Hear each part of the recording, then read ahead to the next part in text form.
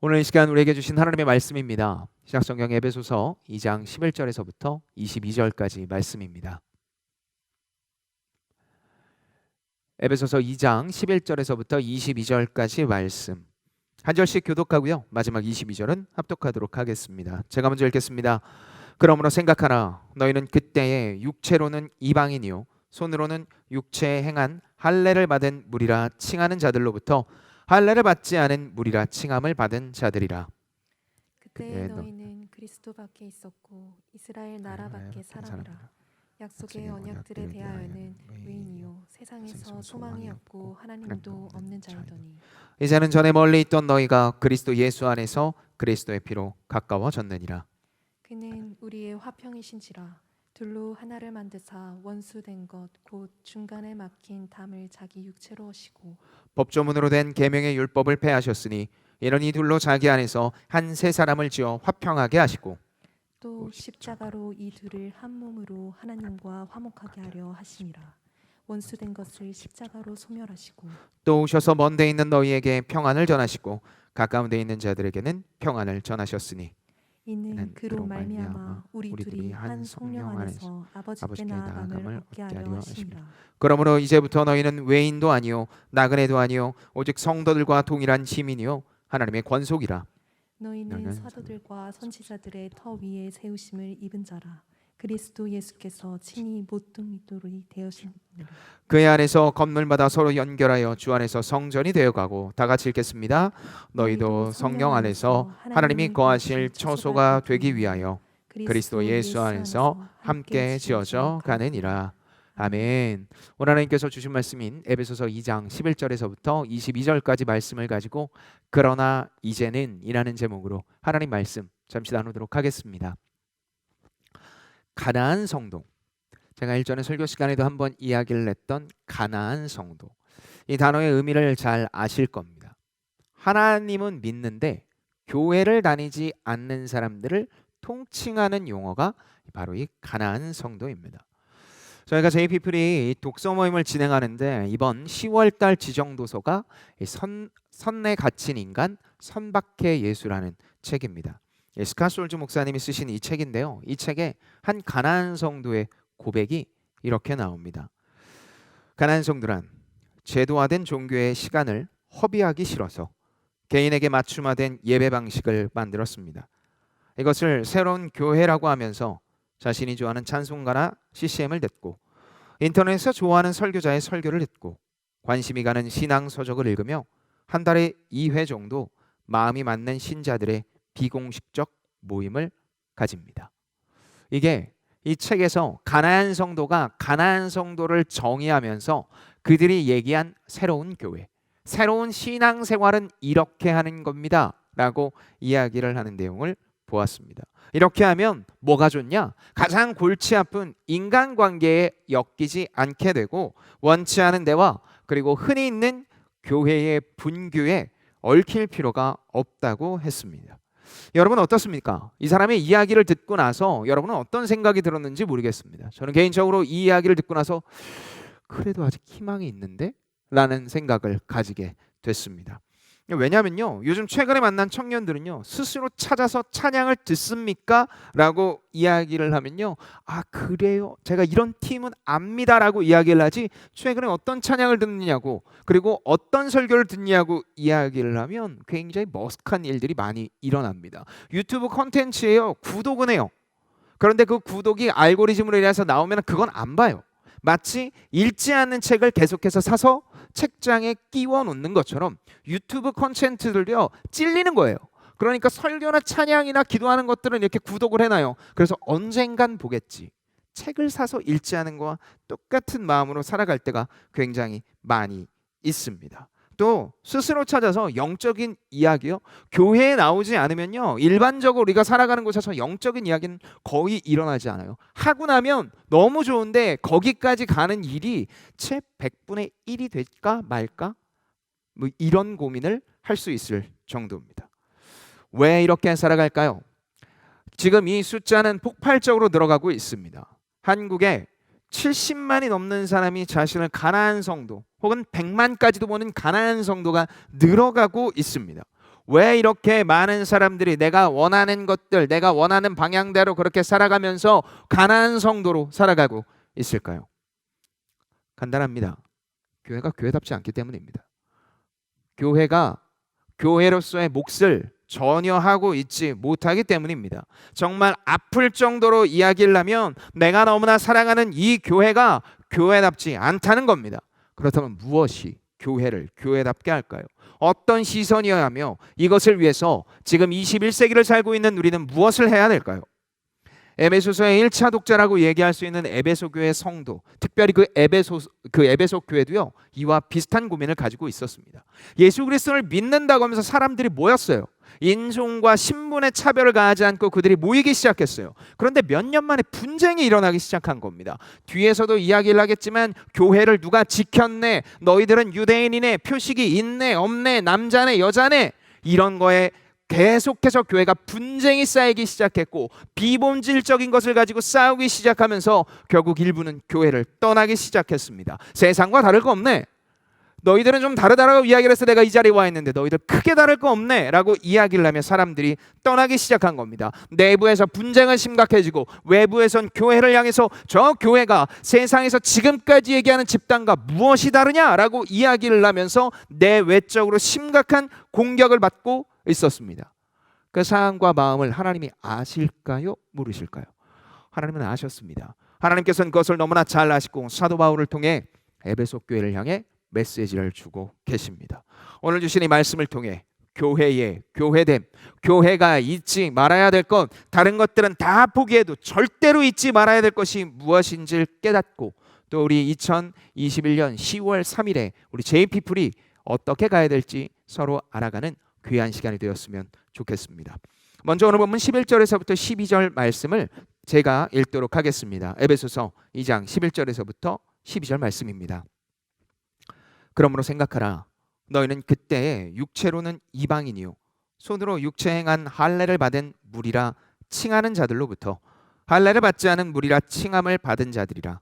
그때 너희는 그리스도 밖에 있었고 이스라엘 나라 밖의 사람이라 약속의 언약들에 대하여는 외인이요 세상에서 소망이 없고 하나님도 없는 자이더니.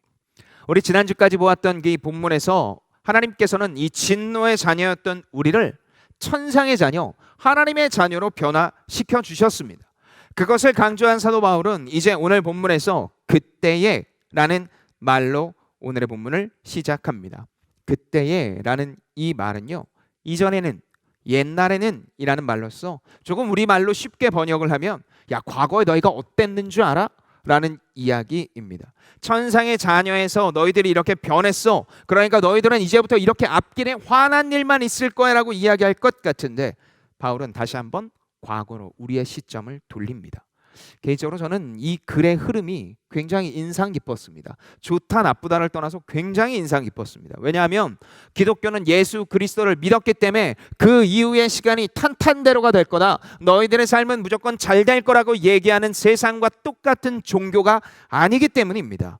에베소서를 여러분과 우리가 계속 보면서 느꼈겠지만 바울은 어떤 일을 얘기하기 위해서 끊임없이 다시 우리의 시선을 가장 앞으로 돌려서 너희들이 어땠는 줄 알아? 너희들의 존재가 이렇게 비참했어, 처참했어, 하나님이 아니고서는 너희들의 삶을 제대로 살 수 없었어 라고 이야기를 하고 있습니다.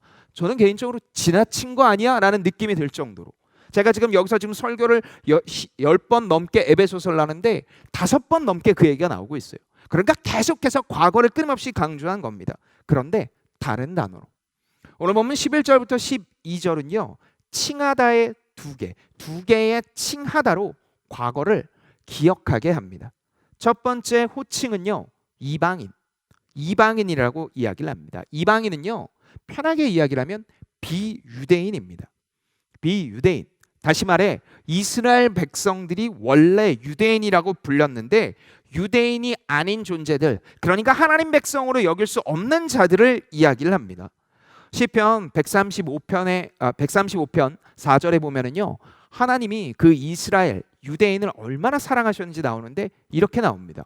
여호와께서 자기를 위하여 야곱 곧 이스라엘을 자기의 특별한 소유로 택하셨음이라 라고 이야기를 합니다. 여기서 자기의 특별한 소유, 이게 히브리어로 세굴라라는 단어인데요, 하나님께서는요 너는 정말 나에게 너무너무 소중한 존재야. 이스라엘 백성, 특별히 할례를 받았다고 얘기하는 너희 유대인들은 내 모든 것들이야. 나의 모든 것들이 너에게 담겨 있어 라고 하나님께서 이야기하셨습니다. 아주 특별한 존재. 심지어 그 특별함이 다른 사람에게는 마음에 있는 것 같지만 할례를 해서 육체의 허물까지 벗었다는 표시까지 준 세상과 완전히 구별된 존재를 무엇이라고 얘기합니까? 유대인이라고 그랬고, 하나님과 관계없는 그 모든 사람들을 뭐라고 표현하는 겁니까? 이방인이라고 표현한 겁니다.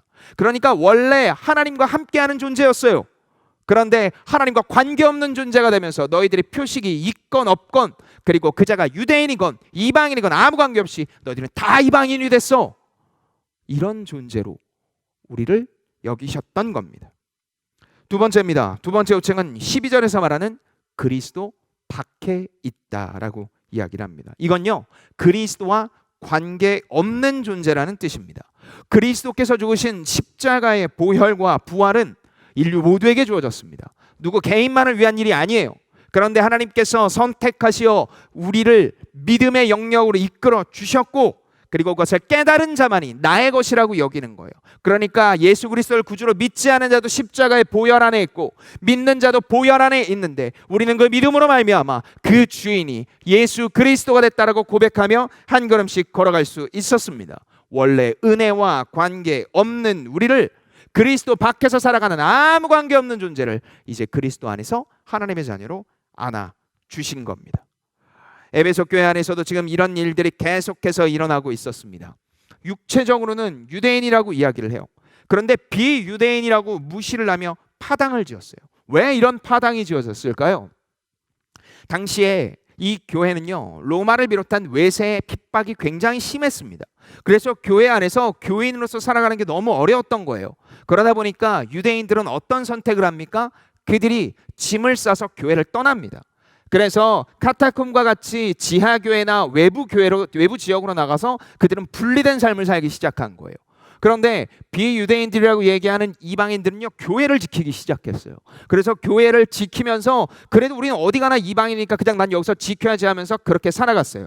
그리고 또 몇 년이 지난 뒤 교회의 핍박이 줄어들기 시작한 겁니다. 그러니까 유대인들이 다시 교회로 돌아와요. 우리가 있어야 될 곳은 여기다 라고 하면서 돌아와요. 지킨 비유대인과 지키지 않고 나갔다가 원래 혈통적으로 교회의 주인이라고 얘기한 유대인들이 부딪히기 시작하는 거예요. 너희들은 할례도 없잖아. 너희들은 원래 이렇지 않았잖아. 너희들은 지키지도 않고서 무슨 얘기가 이렇게 많아라고 하면서 교회가 분쟁이 쌓여요. 이 정도면 다행인데 유대인들 안에서도 분쟁이 생기기 시작해요. 넌 여자잖아. 할례를 받지 못하는 여자잖아.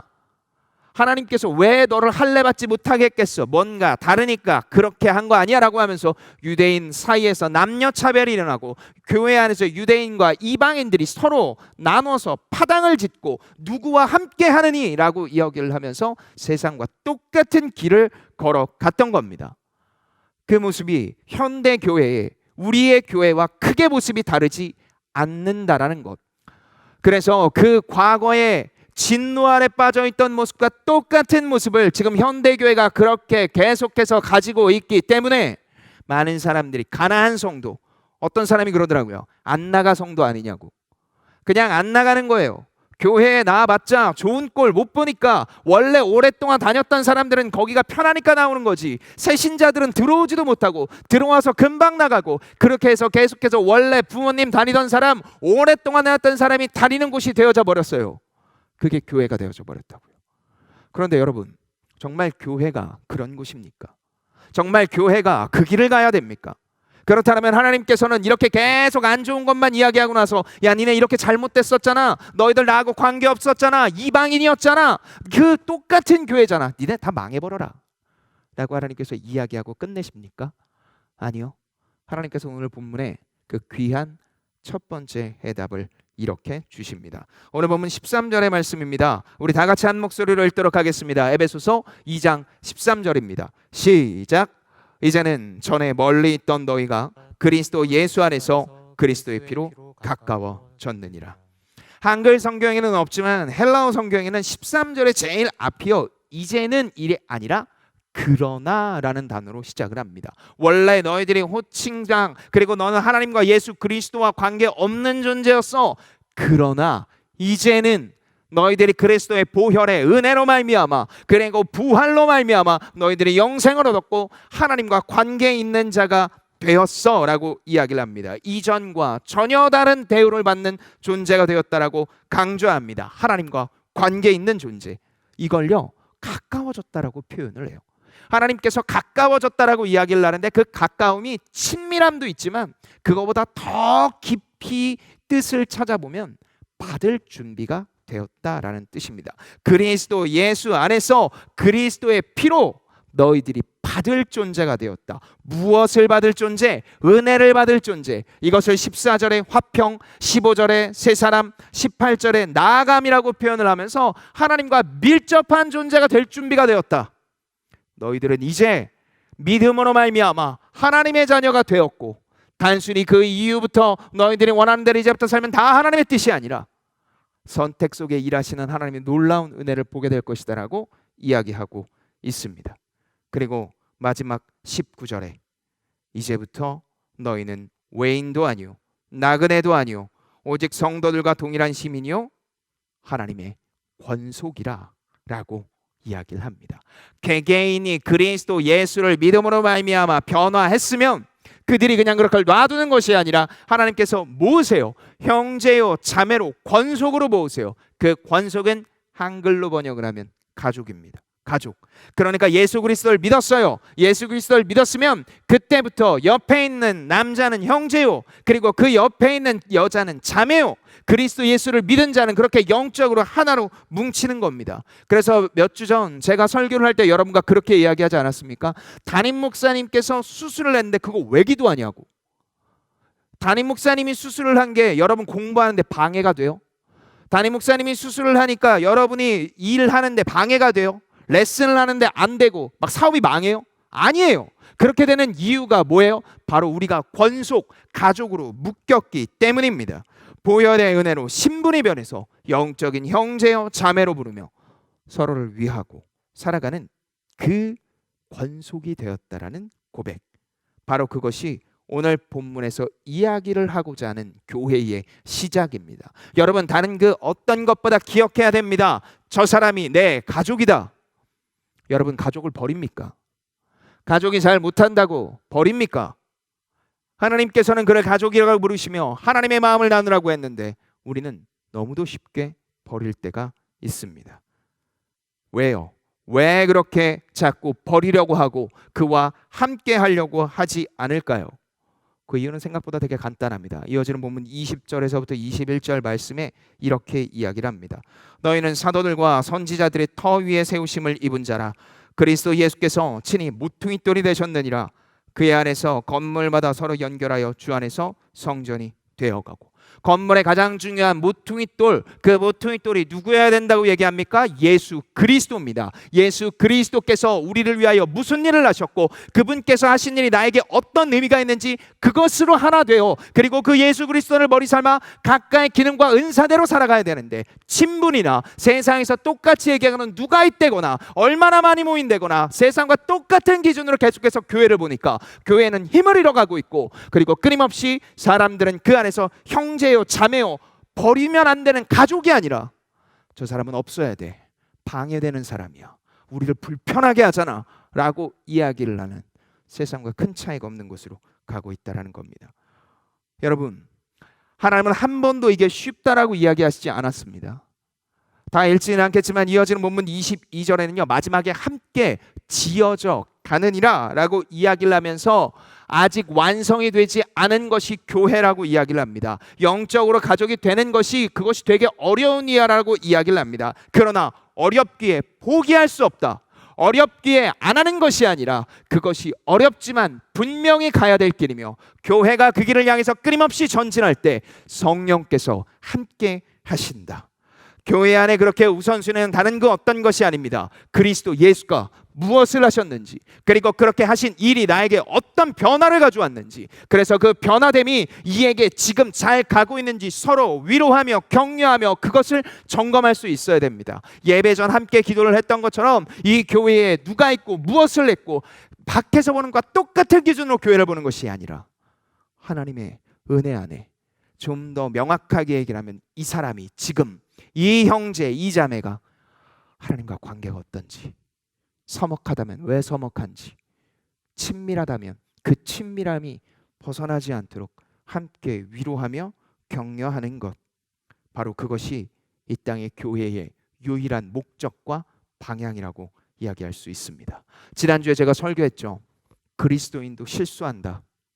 그게 나는 되는데 얘는 안 된다라고 이야기를 하는 그 이기적인 모습에서 벗어나 하나님께서 이야기를 하시는 그 관점이 우리 모두에게 적용되는, 바로 그것이 개인을 넘은 교회 전체가 가야 될 길이라고 이야기할 수 있습니다. 앞서 이야기한 것처럼 당시 1세기 에베소 교회도 마찬가지였습니다. 유대인은 할례를 받지 않았다.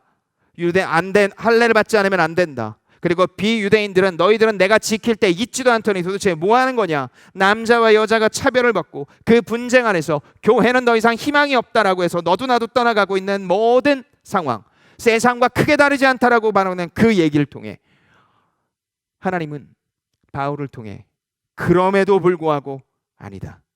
교회의 완성은 이 땅에서 온전히 느낄 수 없고 바라볼 수 없지만 그리스도 예수를 머리 삼아 그 안에서 서로 용납과 용서를 통해 세상과 전혀 다른 기준으로 살아갈 때 그 최종 완성형을 이곳에서 맛보게 될 것이고 동시에 너희들이 천국에서 누리게 될 것이다.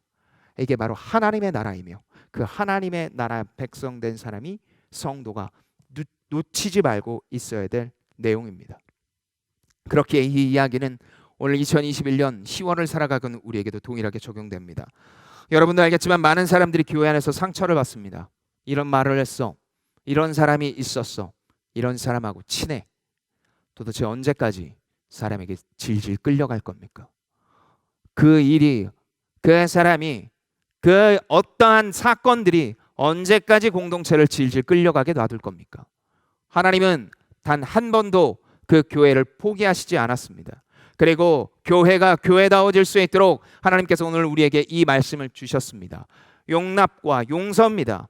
그리스도 예수를 구주로 여겨 용납과 용서를 받은 자가 바로 그 용납과 용서를 해 나가는 겁니다. 그리고 각자에게 주신 그 정확한 정체성, 기능을 가지고 교회를 섬기는 겁니다. 친한 사람들끼리 친분을 맺어서 이곳에서 무엇인가를 해내는 것이 아니라 하나님께서 주신 그 은사로 이 교회를 세워 나가는 겁니다. 그리고 아직 그것이 연약한 지체들은 놔두는 것이 아니라 너희들에게 우리가 있다라고 서로 든든히 세워나가는 공동체, 그래서 세상에서 받을 수 없는 바로 그 참된 위로를 받는 공동체가 바로 교회라는 겁니다. 사랑하는 JPPL 여러분, 우리의 시선을 가장 앞으로 돌려봅시다. 수많은 가나안 성도들, 100만 명에 달하는 가나안 성도들이 나오는 이유는 우리도 다 압니다. 교회가 교회답지 못하기 때문입니다. 저도 일정 부분 동의합니다. 그러나 잊지 마십시오. 이 땅에 완성형 교회는 없습니다. 그리고 내 취향에 맞는 교회를 찾아다니다 보면 취향은 변하는데, 그럼 그때마다 교회를 변해야 되고, 교회가 영적인 가족으로 묶여 버리는 것이 아니라 위로하고 함께하는 것인데, 그 모든 것들에서 벗어난 그냥 세상에서 쇼핑하는 것과 같은 똑같은 존재가 되어져 버립니다. 그래서 탈출도 비판만 있는 것도 답은 아닙니다. 하나님은 교회에서 용납과 용서를 말씀하십니다. 교회가 모이는 이유와 목적은 일하기 위함도 아니라, 세상에서 인정받지 못했기에 이 자리에서 뭔가에서 인정받는 것도 아니라, 그냥 단순한 내 감정이 상했다고 위로를 받으려고 모이는 것이 아니라, 바로 교회의 목적은 회심이며, 회심한 자들이 하나님과의 관계를 누리고, 그리고 그것이 연약한 자들을 돕고 섬기며, 그리고 그가 하나님 나라 백성으로 한 걸음 한 걸음 살아가기 위하여 용납과 용서를 하는 공동체, 그것이 바로 교회의 목적입니다. 다른 것들은 못해도 됩니다. 교회는 다른 것들이 연약해도 됩니다. 그러나 이 회심, 예수 그리스도로 말미암아 나의 삶이 변했고, 그리고 그 방향성이 변하여 그 주인됨을 따라간다는 것은 조금도 타협할 수 없는 일이며, 그것이 이 교회, 우리 공동체, 우리 JPPL이 가야 될 아주 명확한 길입니다. 사도 바울은 이것을 골로새서 3장 13절 말씀에 이렇게 이야기합니다. 누가 누구에게 불만이 있거든 서로 용납하여 피쳐 용서하되 주께서 너희를 용서하신 것 같이 너희도 그리하고, 서로 마땅히 그래야 하며 내가 먼저 받는 것이 아니라 그리스도 예수를 먼저 믿은 자들이, 그리고 하나님과의 관계가 진지한 자들이 먼저 그렇게 나아가는 겁니다. 이것이 바로 JP풀이 얘기하는 기다리시는 하나님, 기다려주는 공동체의 핵심입니다. 그리고 이것은 1대1의 관계로 반드시 드러나게끔 되어져 있습니다. 1대 다수로 어떤 트레이닝 코스를 지나고, 그리고 그것을 했으니 나는 이제 제자야, 나는 이제 리더야, 나는 이제 순장이야 얘기를 하며 다른 사람들이 이 가슴팍에 나는 똑같은 계급장을 하나씩 늘어가는 것 같은 것이 그리스도 성도의 몫이 아니며, 아무것도 없어도, 내 이름이 없어도 오직 성도라는 이유만으로, 그리스도 예수를 사랑한다는 이유만으로 바로 그 길을 걸어가는 존재들, 그것이 바로 참된 기다림, 참된 용서를 받은 자의 삶이라고 이야기할 수 있습니다. 여러분, 우리가 그 길을 가야 됩니다. 제가 요즘 만나는 청년들과 이야기하는 것이 하나 있습니다. 마지막이라고. 어쩌면 지금 이 위기를 우리가 돌파해내지 않으면 우리 JP풀 공동체는 부모님, 장로님, 권사님들의 아들, 딸들의 모임으로 전락하게 될 거라고. 우리 교회에서 20-30년 정도 있었던 청년들이 편하게 나오는 그저 그런 다른 공동체와 똑같이 갈 거라고. 제가 그 얘기를 합니다. 인식은 똑같아요. 근데 그럼 목사님은 어떻게 해야 돼요? 그럼 제가 묻습니다. 그리스도를 믿나요? 네, 믿어요. 그럼 믿어서 그게 어떤 의미가 있나요? 물어봤을 때 대답을 하는 지체들을 아직까지 제대로 못 봤습니다. 제가 신방이 부족한가요? 점점 날이 갈수록 그리스도 예수를 믿는 것이 교회를 다니는 걸로 치환되는 지금, 절대 그 믿음을 뒤로 미뤄서는 안 됩니다.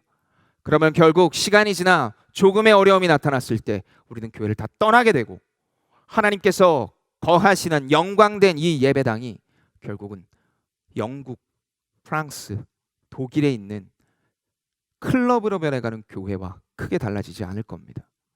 제가 7-8년 전 종교개혁지를 돌 기회가 있었습니다. 영국, 프랑스, 스위스, 체코, 이 5군데를 돌았는데요. 정말 놀라운 일이었습니다. 우리 교회 예배당하고는 비교가 되지 않을 정도로 장엄하고 웅장한 곳에 딱 어르신, 그것도 70대 이상 정도 돼 보이는 어르신 3분이 앉아 계시더라고요. 주일날. 그리고 평일에는 거기가 나이트클럽으로 변합니다. 여러분, 그게 우리하고 무슨 상관이 있냐고 이야기하지만 기억하십시오. 영국은요, 종교개혁제의 시작이었습니다. 성공회가 만들어진 곳이었습니다. 그런데 그곳에 있는 어마어마한 크기의 예배당들이 그렇게 변해가고 있습니다. 그것이 우리 앞에 목도로 다가와 있습니다. 교회가 교회답지 않으면 이제는 더 이상 성도들이 이곳에 오지 않습니다. 사람들 많이 모이는 것이 아니라 하나님의 영광이 떠나간, 우리가 내일부터 계속해서 보고 있는 예레미야가 있는 바로 그 구약시대와 똑같이 된다는 거예요. 그렇게 우리는 그 갈림길에 있습니다. 문제점을 심각히 하며 하나님 앞에 나의 믿음을 점검하고 하나님과의 관계를 가지고 살아가는 존재들, 그래서 그것을 가지고 하나님의 뜻을 구현해 나가는 자들, 그래서 세상에서 빛으로 소금으로 사라지는 것 같지만 명확한 맛을 내는 그런 존재가 우리 JP풀이 됐으면 좋겠습니다. 그렇게 한 주간 하루하루 살아가 하나님의 영광됨을 드러내며 하나님의 교회로 살아가는 우리가 되기를 예수 그리스도의 이름으로 축복합니다.